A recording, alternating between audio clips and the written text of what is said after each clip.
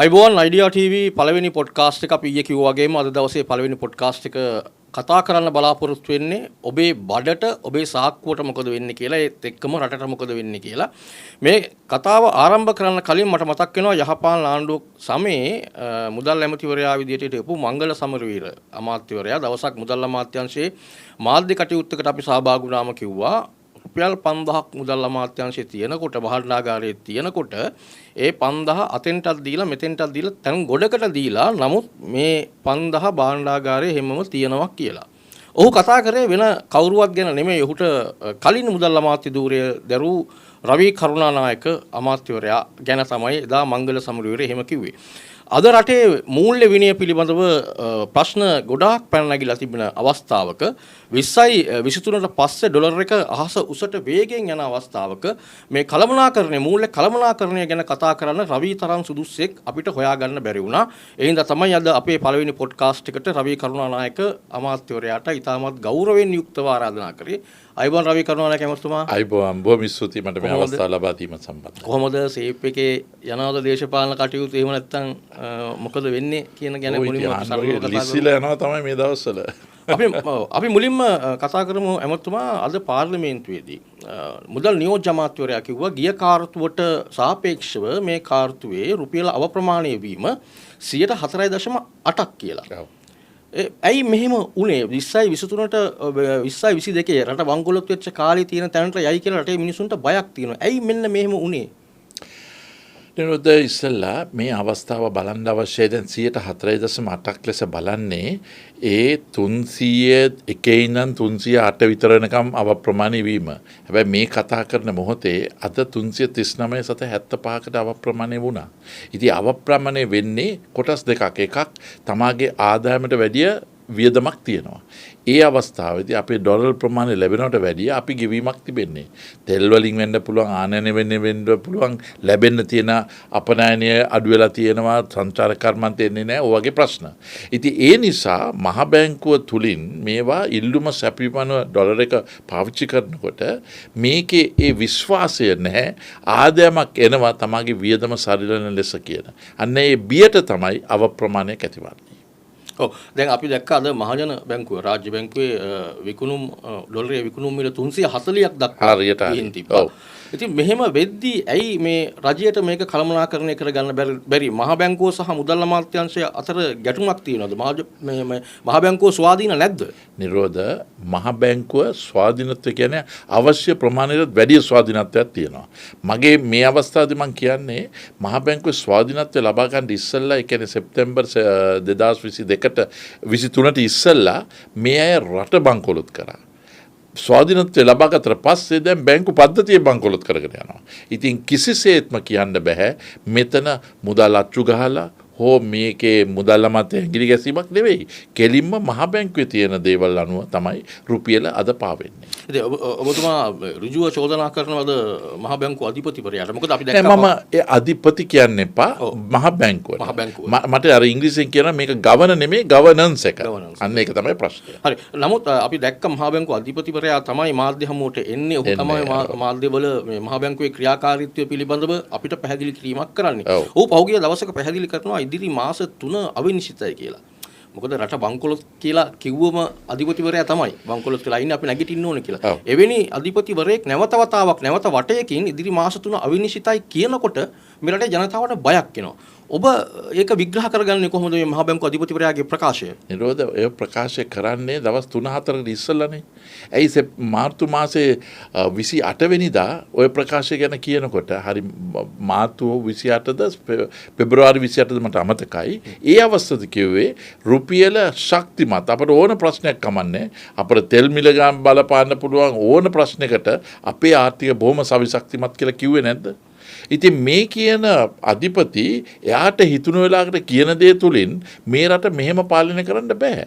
ඒක තමයි තියෙන දේ. අපි එදා ආවම කමිටි ඔෆ් පබ්ලික් ෆයිනෑන්ස් එකට අපි මේ ප්‍රශ්නේ ඇහුවා. ඔන්න දැන් ඒ වෙලාව තියෙන ශක්තිමත් භාවය දෙදරනවා මොකෝ මැද පෙරදිග ප්‍රශ්නිකුත් ආවා. ඒතර කිව්වේ කිසි ප්‍රශ්නයක් නැහැ. අපට ඕන තරම් සල්ලි තියෙන නිසා බය නැතුව කියන ප්‍රශ්නයක් ඇතිවන්නේ නැහැ කියලා. ඒදා කියපු එක දවස් දෙකකට ඉස්සලා කියනවා දැන් අවනිශ්චිතයි කියලා. ඉතින් ඔහොම ස්වාධීනත්වයේ තියෙන මහ බැංකුව මොකටද? ඒ කියන්නේ තමාලට ඉදිරි දැක්මක් සහිතව වෙන දේ කියන්න බැරි නම් එහෙනම් ඉතින් ශාස්ත්‍රකාරයෙක්ටත් යන්න පුළුවන් ඕක කරන්න.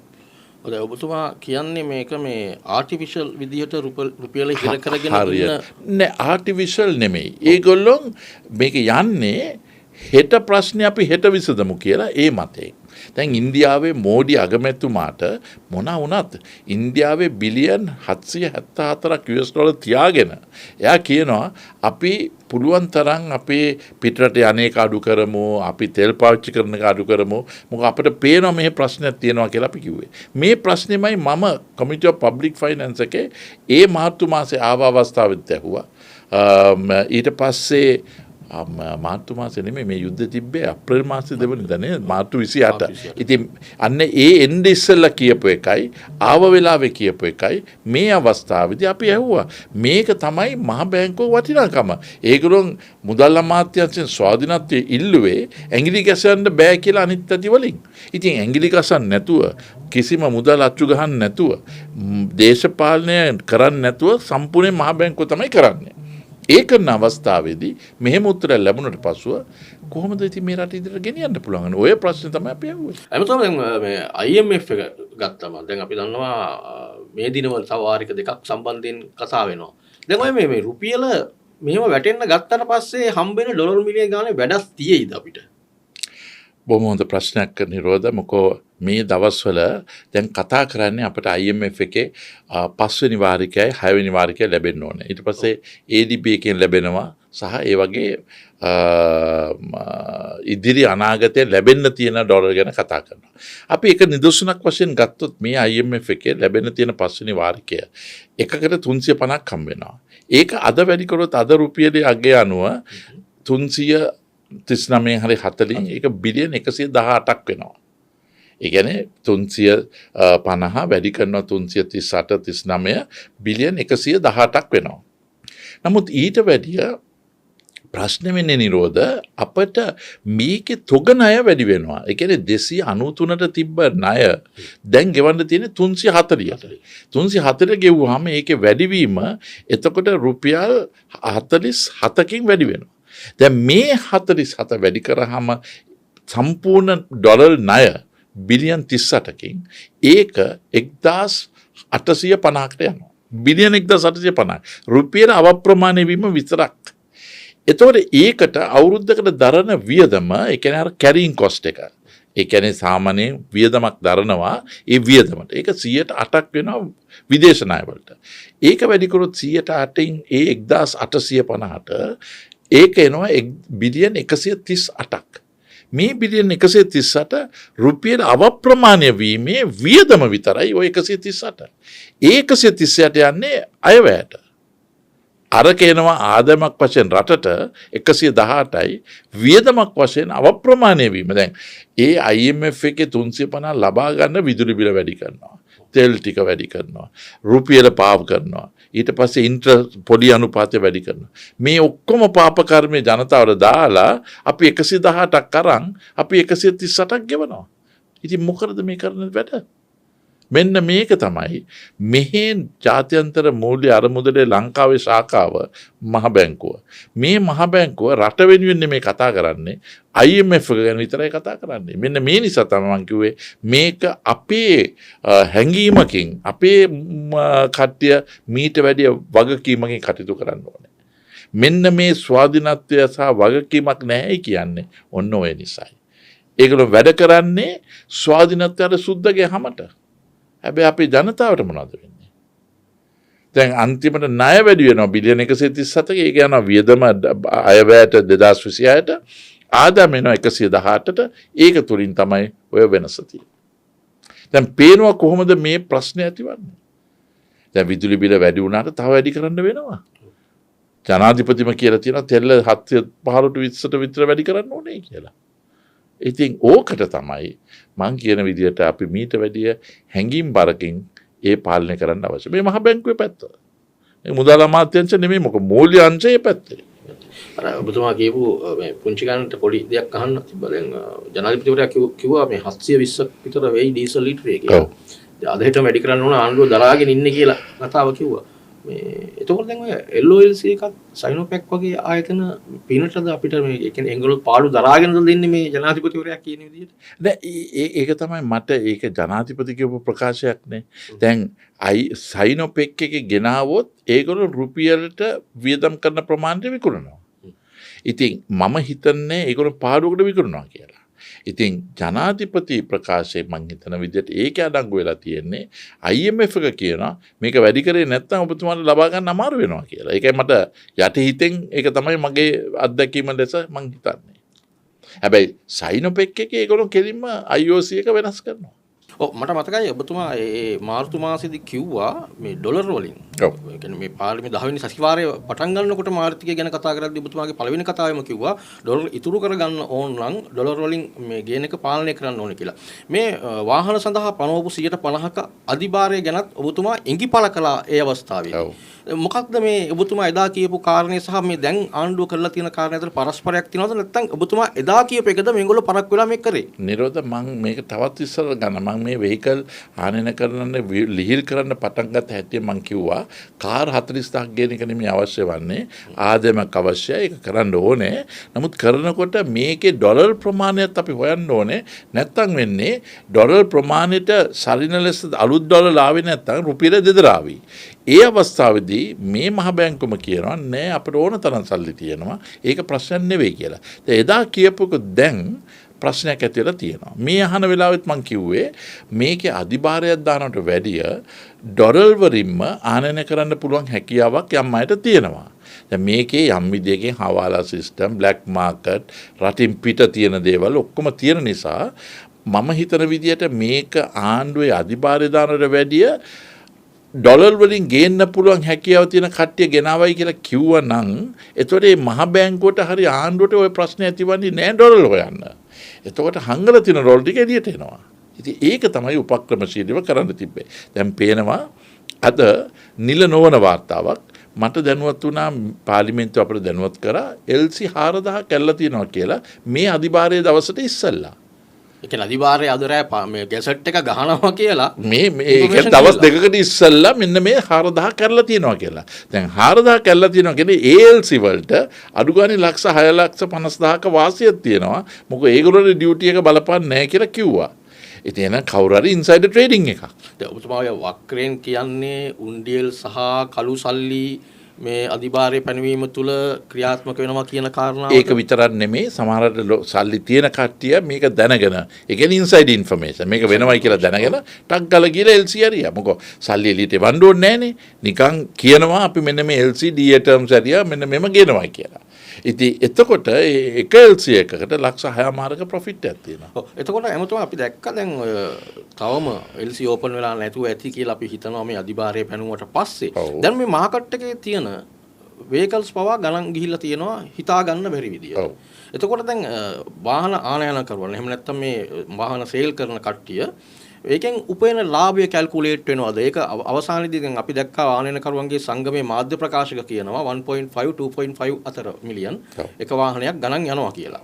එතකොට දැන් තියෙන ඒවයි මිල වැඩි වෙන්නේ කොහොමද? ඒක කොහොමද වෙන්නේ? ඒක තමයි කෙලිම කළු කඩ ව්‍යාපාරට යනවා ඔය වගේ දේවල් වුණාම. ඒකයි මම කිව්වේ අධිභාරය දැම්ම හැටියෙම අපි කළු කඩ ව්‍යාපාරයක් ඇති කරලා දෙනවා. ඒකයි වෙන්නේ. ඒක නැති කරන්න තමයි මම කිව්වේ අර වගේ තිබ්බනම් ඒක ඊට වැඩිය සමාන මට්ටමකට කටයුතු වෙනවා. ඔව් එමුතුම අද පාර්ලිමේන්තුවේදී ඔබ අපූර්ව කතාවක් කරා මේ සයිබර් සිකියුරිටි ගැන රාජ්‍ය ආයතනවල. මේ දැන් ගොඩක් ආයතන ඔබතුමා ආයතන ගණනාවක් සඳහන් කරා මේ ආයතනවල සිකියුරිටි එක ගැන අනිවාර්යෙන් බලන්න ඕන කියන එක. දැන් නමුත් මේ ආණ්ඩුව බලයට පත් වෙනකොට අපි දැක්ක හාන්ස් විජේසූරියලා එහෙම ගෙනල්ලා මේ ඩිජිටල් ආර්ථිකයක් ගැන කතා කරා. දැන් මේ accounts වලින් hackers ගහලා කියන accounts වලින් සල්ලි යන එක අවුරුදු 76ක් තිස්සේම වුණාද නැත්නම් මේ වර්තමානයේ වෙනවද? ඔබතුමා අහපු ප්‍රශ්නේ තමයි මම ගිය ගමන මුදල් අමාත්‍යාංශයේ මහ බැංකුව දෙක එකට ආවම ඇහුවා මේක කොයි ආකාරයෙන්ද පටන් අරන් තියෙන්නේ. මම එක ප්‍රශ්නයක් ඇහුවා අවුරුදු 76කට පාලනය ගැන මේ සුවිශේෂ වෙනස ඇති කළා තියෙන්නේ. මම කිව්වා මේ කාලාන්තරේ මුකුත් ඒ වගේ වුණාද? නැහැ කියලා උත්තරේ දුන්නා. එතනින් තමයි ඉදිරියට ගියේ. එතකොට කොහොමද වෙන්නේ කියලා ප්‍රශ්න අහනකොට තමයි කිව්වේ මේන් ඇති වෙනවා. මේවා ඇති නොවනව නෙමෙයි. ඇති වෙන ප්‍රශ්න වළක්වන එක තමයි අපට අවශ්‍ය වන්නේ. නැත්නම් අපි නිකන් ඇවිල්ලා බොරුවට කියන්න පුළුවන් වෙන්නෙම නැහැ කියන එක නෙමෙයි. වෙනකොට වෙන්නේ ඉස්සෙල්ලා දැනගන්න ඕනේ මොනවද කියලා. ඒ නිසා තමයි මම මේ ප්‍රශ්නේ අහුවේ ඔක්තෝබර් 23 2025 මං සයිබර් ක්‍රයිම් ගැන ඇහුවා. ඒ අවස්ථාවේදී කියපු උත්තරේ තමයි කිසි ප්‍රශ්නයක් නැහැ. අපි මේක සර්ට් ආයතන සහ ඒ වගේ ආයතන දෙක තුනකින් මේ ප්‍රශ්නේ විසඳගෙන යනවායි කියලා. නමුත් එදාට අදට සම්පූර්ණ වෙනස් වෙලා තියෙනවා. ඒ කියන්නේ ඔබතුමා කියන්නේ ට්‍රෙෂරි එකේ මොනිටරින් සිස්ටම් එක ප්‍රමාණවත් නැහැ මේ හැකර්ස්ලට සහ මේ එහෙමද සිස්ටම් එකනේ අපි ගත්තොත් ටෙක්නොලොජි වයිස් ඒක එහෙමද එහෙම නැත්නම් පළපුරුද්දක් නැති නිලධාරීන් තැන් වලට ප්ලාන්ට් වෙලා තියෙන හින්දාද මේක වෙන්න පළපුරුද්දක් නැති අය මේ දැමීම තුල මොකද ෆයර්වෝල් තියෙනවා. ඒ කියන්නේ එකකින් අනිත් තැනට යන්න එහෙම තියෙනවා. සමහර වෙලාවකට මෙහි විතර නෙමෙයි වෙනින් ලොකු තැන්වලත් ඔය වගේව වෙනවා. හැබැයි වෙන්නේ ඉස්සෙල්ලා ඒ ගැන පෙර සූදානමක් තිබෙන්න ඕනේ කියන එක තමයි මගේ ප්‍රශ්නෙන් අර්ථකථනය වුණේ. ඔව් දැන් අපි කතා කරමු මුදල් අමාත්‍යාංශයේ ලේකම්වරයා පිළිබඳව හර්ෂණ සූර්යපෙරුම.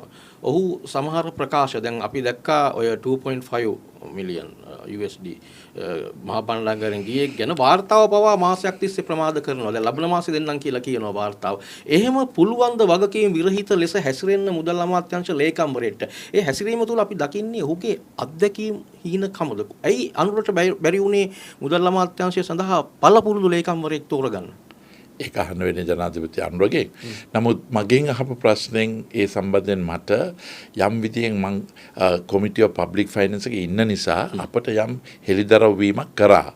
ඒකේ කිව්වේ එක දෙයක් තමයි කරුණාකරලා යම් දේවල් ඉදිරි මාධ්‍යයට හෙළිදරව් කරන්න එපයි කියලා. ඒකේ එක කොටසක් තමයි ඒ කරන ක්‍රමවේදය හෙළිදරව් කරන්න බෑ. නමුත් ඒකේ යම් විදියකට පෙර සහ පසු තියෙන එකේ මට කියන්න පුළුවන් වන්නේ මේකේ යම් විදියකින් මුදල් අමාත්‍යාංශ විතර නෙමෙයි මහ බැංකුවේ ඒ තියෙන එකේ කිසිම කෝඩිනේෂනයක් නැති එක තමයි වෙලා තියෙන්නේ. ඒ කියන්නේ හර්ෂණ කියන දේ නන්දලාල් අහන්නේ නැහැ නන්දලාල් කියන එක හර්ෂණ අහන්නේ නැහැ. එහෙම වගේ අපි නිකන් අලුත් මහ බැංකු මේ ස්වාධීනත්වය තුල මහ බැංකුවේ මොනිටරි ඔතොරිටි එකේ ඉස්සලා හිටිය ලේකම් දැන් නැහැ. දැන් ඒක පරිබාහිරව කතා කිරීමක් මිසක් අභ්‍යන්තරව මාස සුමාන දෙකකින් දෙකට ඇති වෙලා මොනිටරි ඔතොරිටි මීටිමේ එතුමා ඒකේ නැහැ. ඇත්තටම කවුද එමුතුමා මේ අපේ සල්ලි ඔය විදියට තැන් වලට යනවා වැරදි ගෙවීම් කරනකොට ඇත්තටම කවුද මේකට වග කියන්න ඕන කෙනා? ඒක හොඳ ප්‍රශ්නයක් නිරෝධ. මට නිකන් විපක්ෂයක් වශයෙන් ඇවිල්ලා ඇඟිලි දික් කළා මීට පෙර විපක්ෂේ ඉන්න කට්ටිය කතා කරපු ආකාරයට මම කරන්න කැමති නෑ. මොකෝ මම ඒව දරාගෙන ඉන්න අවස්ථාවේදී අපි ඊටමත් සාර්ථක කරලා හැබැයි චරිත ඝාතන කර නොකරව දේවල් වලට. ඉතින් මම ඒක බොහොම ප්‍රවේශමින් උත්තර දුන්නොත් මම හිතන විදියට මේකේ කොටස් දෙකක් තියෙනවා. මූල්‍ය අංශය මහ බැංකුවේ කොටසක්. ඒ කියන්නේ ඒක මුදල් අමාත්‍යාංශයේ ෆිස්කල් පැත්ත බලනකොට මොනිටරි පැත්ත මූල්‍ය අංශය බලන්නේ මහ බැංකුව. මේ දෙක අතර කිසිම කෝඩිනේෂනයක් නැති එක තමයි වුණේ. මෙතෙක් තුර වුණේ නැහැ ප්‍රශ්නයක් ඇති නොවුණා කියන ඒ සුන්දර භාවයෙන් ගමන් කරා වුණාට පසුව මුන් ඇඟිලි දෙක දෙපැත්තට දික් කළා කියන අරෙන් වුණා මේන් වුණා මන් දන්නේ නැහැ. මහ බැංකුවේ අධිපති කියනවා අපි වග කියන්නේ අපි ආණ්ඩුවේ බැංකුව ඒ නිසා කියන එක කරනවා. ඉතින් ඕම කරනවා නම් ස්වාධීනත්වයක් අවශ්‍යයි බිලියන් ගණන් ගෙවලා. මෙන්න මේක තමයි තියෙන ප්‍රශ්නේ. ඔබතුමා ඇහුවා මට ඍජු උත්තර දෙන්න බැරි වුණාට කියන්නේ ඔන්න ඕකයි. මූල්‍ය පැත්තේ මහ බැංකුවේ ෆිස්කල් පැත්ත බණ්ඩාගාරේ. දැන් ඔබතුමා කියන විදිහට අපිට අතීතයේ මතක් වෙනවා. ඉස්සර මොකක් හරි යම්කිසි ආයතනයක දෙපාර්තමේන්තුවක අමාත්‍යාංශයක වැරද්දක් වෙනවා නම් දේශපාලඥයා වැරදි. අමාත්‍යවරයා වැරදි. දැන් වැරදි වෙන්නේ ගොඩක් වෙලාවට නිලධාරීන්. පොඩි අහිංසක පල්ලෙහා ඉන්න නිලධාරියෙක්. දැන් ඔබතුමාගෙන් මම අහන්න කැමතියි දැන් හර්ෂද සිල්වා. ඔබතුමාගේ ගෝල බාලෙක් විදිහට දේශපාලනය කළා අපිට මතකයි අතීතයේ. හර්ෂද සිල්වාව ආනයනය කරන්න යනවායි කියලා ආණ්ඩුව පැත්තට අදහසක් තියෙනවා.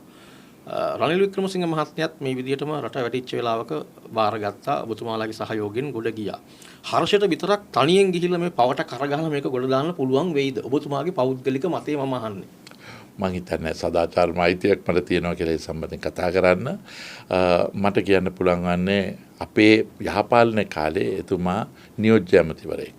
ඉතින් ඒක තුළ මම හිතන අත්දැකීම් රාශියක් ලබා ගන්න අවශ්‍යයි කටයුතු කරන්න. හැබැයි මම ඒක එතුමන්ට තියෙනවා. මොකද එතුමන්ට හැකියාවල් තියෙනවා කතා කරන්න පුළුවන්. නමුත් ප්‍රායෝගික අත්දැකීම් තුලින් කටයුතු කරන්න අවශ්‍යයි. ඉතින් ඒක දෙපැත්තටම මේව කරන්න ඕනේ. නමුත් මම හිතන්නේ මට සදාචාරම අයිතියක් තියෙනවා කියලා ඒකට. අවසාන වශයෙන් රවිට හෙට බාර දුන්නොත් මේක ගොඩ දාලා දෙන්න රවි කියලා. මොකද අපි දන්නවා අනුර කුමාර දිසානායක ජනාධිපතිවරයා විපක්ෂ ඉන්න කාලේ ඔබතුමාලා අනුර පක්ෂ ඉන්න කාලේ ගජ මිතුරෝ මේ ඔබතුමාලා කතා කරොත් මේ වෙලාවේ රවි මට මේක ගොඩ දාලා දෙන්න කියලා එහෙම වගකීමක් පැවරුවොත් බාර ගන්න කැමතිද සහ ඔබතුමාට එවැනි වගකීමක් ලබා දුන්නොත් මේ රට ගොඩ දාන ක්ෂණික ක්‍රම තුනක් අපිට කියන්න පුළුවන්ද?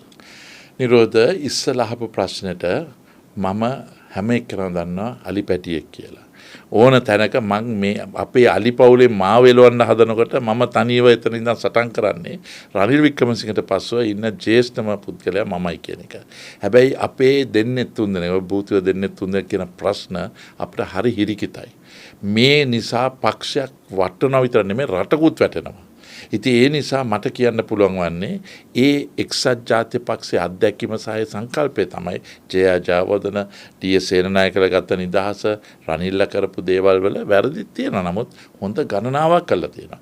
ඉතින් ඔබතුමා ඇහුවා මෙහෙම ප්‍රශ්නයක් ආවොත් මං අනිත් පැත්තට අහනවා. එහෙම කරනවට වැඩිය අනුර රනිල්ලා සජිත්ලා නාමල්ලා මේ ඔක්කොම කට්ටිය එක තැනකට ගෙනල්ලා එක විදියකට ඉදිරියට යන්න එක දෙයක් තමයි දේශපාලන ගමනක් තමයි ඇති කරන්න අවශ්‍ය වන්නේ. මොකද නැත්තම් මේක ભેද බින්දලා තියලා මේ දේශපාලනය අද අසිකිත ගමනකට ගිහිලා තියෙන්නේ. ඇඟිලි දික් කරන එක විතර හැම එකම හොරා. නැත්තම් ඕක වෙනින් විදියකට. ඒ නිසා එක තැනකට ඒක රාශි කරලා ඒ වගේ කණ්ණායමකින් ඔක්කොම කරනවා නම් ඒක අභියෝගේ බාර ගන්න බැරි එක නෙමෙයි. ලේසින් කරන්න පුළුවන්. හැබැයි ඒක තනිව ගෙනල්ලා කරනවට වැඩිය අපි ඔක්කොම එකතු කිරීමක් තමයි කරන්න ඕනේ කියන එකෙන් තමයි මට ප්‍රතිඋත්තරයක් දෙන්න පුළුවන්. කරන මම නැවත කියනවා මේ රට හදන්න බැරි එක නෙමෙයි අපි කළා තියෙනවානේ. අපි 2015 අපිට ලැබුණාම දලදේශ නිෂ්පාදන ආදායම තිබ්බේ 8.4යි. මාස 33ක ඉඳන් පිටින් අපිට පුළුවන් වුණා මේක දලදේශ නිෂ්පාදන 14.8කට මේව කරන්න. ආසියාවේ හොඳ මුදල් නැමැති බවට පරිවර්තනය වුණේ ඔන්න ඔය වගේ දේවල් මොකෝ අපි බය නැතුව තීන්දුව ගත්තා. ඒ තීන්දුව ගැනීම තමයි අවශ්‍ය වන්නේ. මොකෝ කරනකොට යම් දේවල් අර වළං හොදන එකානේ බිඳින්නේ. අන්න ඒ නිසා ඒ අත්දැකීම තුලින් ගමන් කරන්න අවශ්‍යයි. ඉතින් මම ඔබතුමාට කියන්නේ ඒ කණ්ඩායම ඔක්කොම එකතු කරලා ගමනක් ගෙනියන එක තමයි රටට ඔබින. නැත්තම් නිකන් ලාබාල දේශපාලන ගමනක් ඔය තනතුරු තියාගෙන අවශ්‍ය නැහැ. මොකද තනතුරු තිබ්බට වැඩිය කොතරම් හානිකර දේවල් අපිට ඇති වෙලා තියෙනවා. දැන් මට රනිල් වික්‍රමසිංහ පිළිගන්නකම් එයා තමයි මහ බැංකුවේ සම්පූර්ණ වගකීම තිබ්බේ රවිට තිබ්බේ නැහැ. වාණිජ්‍ය බැංකුව තිබ්බේ කබීර්ට මට තිබ්බේ නැහැයි කියලා අවුරුදු 10ක් මට තනියම මේක ගෙනිච්චේ මං මහත්තුරු දේශපාලනය කරන නිසා. දැනුයි මිනිස්සු ඇරලා තිබ්බේ මොකෝ කටවාගෙන හිටියේ ඒ මනුෂ්‍යභාවය. අපේ රටේ ජනතාවට පරිපූර්ණ දේශපාලකෙක් විදියට එම රටේ ජනතාවට ආදරය කරන දේශපාලකෙක් විදියට ඔබට මොකක්ද රටේ ජනතාවගේ අනාගතයට දෙන්න පුළුවන් සුබ පණිවිඩය? මට දෙන්න පුළුවන් සුබ පණිවිඩය තමයි මේ හැම ආණ්ඩුවට මීට පෙර මේ වගේ ප්‍රශ්න ඇති වෙලා තියෙනවා. මේ ඉරාන් යුද්ධය වගේම මීට පෙර යුක්‍රේන් ප්‍රශ්න තිබ්බා, ඉරාක් ප්‍රශ්න තිබ්බා, ෆෝක්ලන්ඩ් ප්‍රශ්න තිබ්බා. ඒක නැතුනම ඉන්දියා පාකිස්තාන් ප්‍රශ්න තිබ්බා. ඉතින් හැම අවුරුද්දකින් දෙකකින් හැම ආණ්ඩුවකටම මේ ප්‍රශ්න තියෙනවා. ඊට වැඩිය උග්‍ර වෙන්න පුළුවන් යම් අවස්ථාවල. නමුත් මේ ප්‍රශ්නේ තියෙනවා. ඒකට කළමනාකරණය සහ නිර්මාණශීලී වැඩ පිළිවෙල තමයි ගෙනියන්න තියෙන්නේ. දැන් මම කිව්වා වගේ කාර් වලට අධිභාරය දානවට වැඩිය ඩොලර් සංචිතය පාවිච්චි කරන එක තමයි ප්‍රායෝගික උත්තරය. ඒ වගේම මේ වගේ දේවල් වෙනකොට අපි පුළුවන් තරම් ණයක් ගෙවන්න තියනවා කියලා දැනගෙන 28 අප්‍රේල් වෙනකොට අපි අපනයනය වැඩි කරන්න පුළුවන් විදිහක වැඩ පිළිලක් ඇති කරන්න ඕනේ. ඒකට දිරිගන්වන්න ඕනේ. ජාත්‍යන්තර මූල්‍ය අරමුදල කිව්වයි කියලා ඒකට පනින්න නැතුව අපි ඊට වැඩිය දක්ෂතාවය පෙන්වන්න අවශ්‍යයි ඇයට. 2015 අපි 15 වෙනි ජාත්‍යන්තර මූල්‍ය අරමුදලත් එක්ක සාකච්ඡා කරාම මේ වගේම ප්‍රශ්න තිබ්බා. හැබැයි අපේ කණ්ඩායමේ මට ඒ අවස්ථාවේදී ලේකම් ડોક્ટર සමරතුංග දැන් ඉන්න DST සෙනවිරත්න ඒ වගේ 17 දෙනෙක් හිටියා මරු කණ්ඩායමක්. මේ කණ්ඩායමත් එක්ක අපි අභ්‍යන්තරව සාකච්ඡා කළා. අපි IMF එකට කිව්වේ ඔබතුමාලා අපිට කියන ටාගට් එක මොකද්ද? අපි වැඩේ දෙන්නම්. නැත්තම් ඒගොල්ලොන් කියන මෙහෙම කළා සුදුහමට ඒ කිව්ව නිසා මෙහෙම කරන්න ඕනේ කියලා කිව්වම ජනතාවට තමයි ප්‍රශ්න ඇතිවන්නේ. දැන් බලන්න නිරෝධම එක උදාහරණයක් දෙන්න. මේ අය කිව්වේ අපිට ස්වාධීනත්වය ඕනේ මොකෝ මුදල් අමාත්‍යාංශය ඇඟිලි ගහනවා මේ සල්ලි print කරන එක. දැන් සල්ලි අච්චු ගහනවාද? දැන් මේ අවස්ථාවේදී දේශපාලන අරමුණකින් මහ බැංකුව කටයුතු කරනවාද? මේ ඔක්කොම ස්වාධීනත්වය. එහෙනම් රුපියල පාවෙන්නේ කොහමද? 302 තිබ්බ එකද 340ට ගිහලා තියෙන්නේ ඇයි? සල්ලි අච්චු ගහලා තිබ්බ නේද? නෑ සල්ලි අච්චු ගහන එක කරන්නම තියෙනවා. දැන් එදා කිව්වේ මොකද්ද? සල්ලි අච්චු ගහනවා මුදල් අමාත්‍යාංශය එතන තිබ්බහම කියලා. දැන් මුදල් අමාත්‍යාංශය කිසිම ඇඟිලි ගැසීමක් නැතුව එහෙනම් දැන් මුදල් අච්චු ගහලාද උද්දමනේ මෙහෙම වෙලා තියෙන්නේ. බොරු මේක ඉම්පෝර්ට් උද්දමනයක්. ඒ කියන්නේ මේක ඉල්ලුම අනුව වැඩි වෙලා තියෙන. ඒ කියන්නේ ඩිමාන්ඩ් ඩ්‍රිවන් ඉල්ලුමක් නෙමෙයි. මේක ආදායමක් මේ වියදමක් නිසා ඇති වැඩි වෙලා තියෙන එක. ඉතින් මේකට උත්තර දුන්නාම මහ බැංකුව කියන අපි දන්නේ නැහැ කියලා. ඉතින් මොකටද ඉතින් දන්නේ නැත්තම් මොකටද ඒගොල්ලෝ බාරගන්නේ? මෙන්න මේක තමයි මට කියන්නේ මේගොල්ලොන් රටට මේ ස්වාධීනත්වය කියලා බොරු කරලා අන්තිමට රටට ප්‍රශ්නයක් ආවම අත හොදනවා. දැන් NDB බැංකුවේ ප්‍රශ්නය ඇතුණාම මහ බැංකුව කියන ඒගොල්ලෝගේ නෙමෙයි. US ඩොලර් මිලියන් 2.5 මුදල් අමාත්‍යාංශයට ගියාම ඒක ගෙව්වේ 175ක් මහ බැංකුවේ වගකීම තියෙනකොට. ඒ දන්නේ නැහැලු. අපි ආණ්ඩුවේ බැංකුවලු. ඊට පස්සේ ශ්‍රී ලංකන් එක RD පේමන්ට් එක පීපල්ස් බැංක් එක මේ බැංක් සුපර්විෂන් කියන එක ඒගොල්ලෝ දන්නේ නැද්ද? එහෙනම් මොකද ඒගොල්ලෝ ස්වාධීනත්වය දැන් තියෙන්නේ? නිකන් මහ බැංකු ටයිටල් එක විතරද තියෙන්නේ? ඔය නන්දලාල් වීරසිංහ මහත්මයා කිව්වා අපි ඔය කියපු කාරණේ සරල සිංහලෙන් කිව්වොත් එහෙම අපි දන්නේ අපිට account number එකක් එවනවා අපි ඒකට ගෙවීම කරනවා. ඉතින් එතකොට එතුමා මහ බැංකුවේ අධිපතිද නැත්නම් GPO එකේ පෝස්ට් මාස්ටර් ජෙනරල්ද? ඒ වගේ තැපැල් කන්තෝරුවල එතුමා මම හිතන්නේ අපි පෞද්ගලික ගන්න ඕනේ මහ බැංකුව ගැන කියන්නේ. මොකෝ මහ බැංකුව වැටුණට කිසි ප්‍රශ්නයක් නැහැ. නමුත් රටේ මූල්‍ය පද්ධතිය වැටෙන්න බෑ. අන්න ඒ රට වැටෙන්න දෙන්න බෑ කියන මතය තමයි මා සිටින්නේ. හරි බොහොම ස්තුතියි ගරයමතුමා දවසේදී අපිට සමග එකතු වුණාම අපි නැවතත් මෙවැනි පොඩ්කාස්ට් එකකින් හමු වෙන බලාපොරොත්තු වෙමින් සමුගන්නවා සතුටින් ඉන්න ජය වේවා ඔබ සියලු දෙනාටම